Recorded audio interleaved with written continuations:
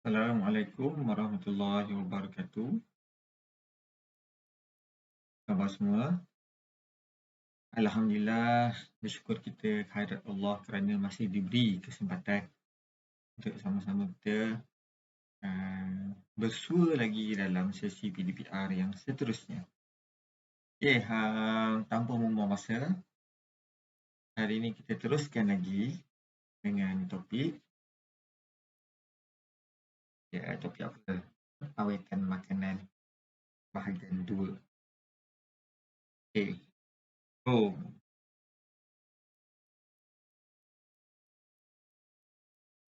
okey, seperti mana yang lepas, standard pembelajaran 8.1.3 mengikhlas pengawetan makanan bertujuan untuk menghalang atau melambatkan proses hidup mikroorganisma. 8.1.4 menjelas dengan contoh kaedah pengawetan makanan serta mengaitkan dengan faktor yang mempengaruhi pertumbuhan mikroorganisma. Okey, objek pelajaran di akhir penerangan saya ni, saya mengharapkan murid dapat gelak pengawetan makanan ini tujuan dia untuk menghalang atau melambatkan proses hidup mikroorganisma dan menjelaskan contoh-contoh kaedah pengawetan makanan. Yang lepas kita dah 5, kita dah kongsikan 5, hari ni 5 lagi. Okay, murid boleh rujuk muka surat mulalah 138 hinggalah 141.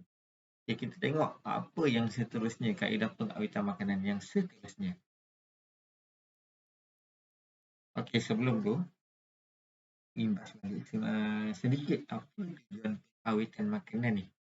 Okey, saya sebutkan tadi, untuk menghalang atau melambatkan proses hidup mikroorganisma. Sama ada kita nak mikroorganisma tu melalui kaedah pengawetan makanan ni, sama ada mikroorganisma itu mati yang menyebabkan dia tidak boleh bertumbuh, ataupun kita nak melambatkan proses hidup mikroorganisma tu, pertumbuhan dia lambat. So, sama ada mungkin dia dalam keadaan pasif. Okay, so kita tengok seterusnya. Apa kaedah pengawetan makanan? Okey. Kemasinan.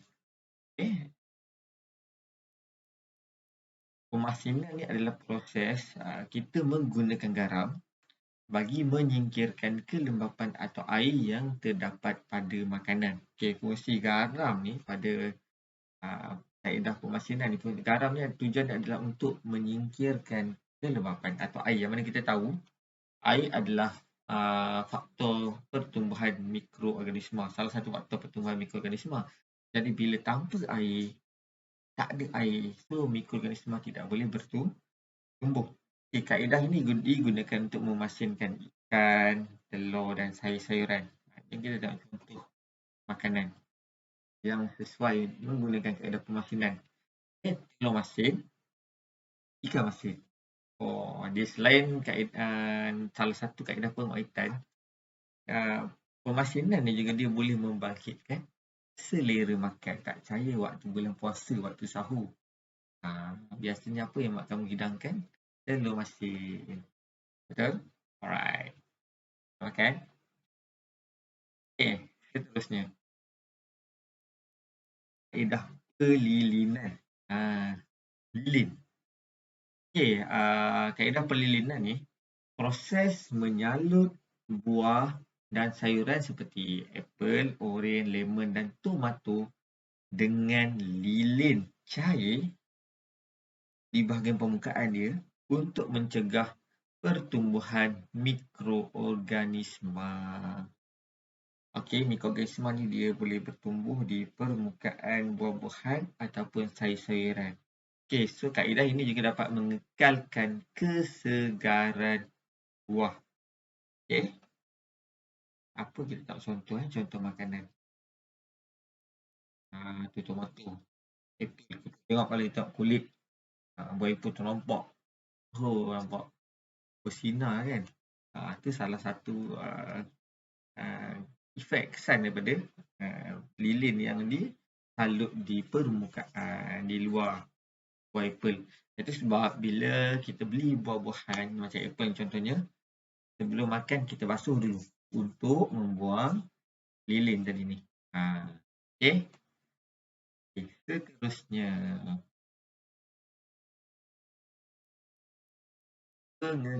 pengetinan dan pembotolan. Dia digabungkan pengetinan dan juga pembotolan. Okey. Pengetinan dan pembotolan ni adalah proses mendidihkan makanan untuk membunuh mikroorganisma. Okey, makanan dipanaskan, dididihkan pada suhu yang tinggi untuk membunuh mikroorganisma ni sebab kita nak halang terus pertumbuhan mikroorganisma. Dan makanan itu kemudian disejukkan dan dimasukkan ke dalam bekas kedap udara. Okey, supaya tak ada mikroorganisma lain yang boleh hidup atau bertumbuh pada makanan tersebut. Okey, dan kalau kamu perasan, makanan yang diawet menggunakan kaedah pengetinan dan pembotolan ni, tempoh dia, jangka hayat dia lebih lama. Kenapa? Kerana untuk proses pengawetan ini, kaedah ni, dia membunuh terus mikroorganisma. Bukan untuk melambatkan tindak balas mikroorganisma, bukan nak melambatkan, tapi membunuh mikroorganisma. Jadi, so jangka hayat dia lebih lama, lebih panjang. Okey, jom kita tengok apa contoh makanan. Kalau pengetinan ni memang apa pun tahu. Sardin.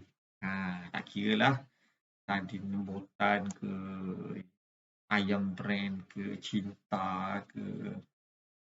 Okey. Dan semua biasa makan lah ni. Makan sama ada buat sandwich, makan dengan roti ke kan. Okey, dan juga sos cili, kicap. Okey. Ini contoh makanan yang menggunakan kaedah pengetinan dan pembotolan. Okey. Seterusnya, pempasturan. Apa itu pempasturan? Pempasturan ni adalah proses pemanasan makanan sehingga suhu tertentu untuk beberapa ketika dan diikuti dengan pendinginan segera. Okey, makanan tu dipanaskan pada suhu tertentu, contohnya lah 80 darjah Celsius, untuk beberapa ketika dan kemudian terus disejukkan dengan cepat. Pempasturan. Adalah susu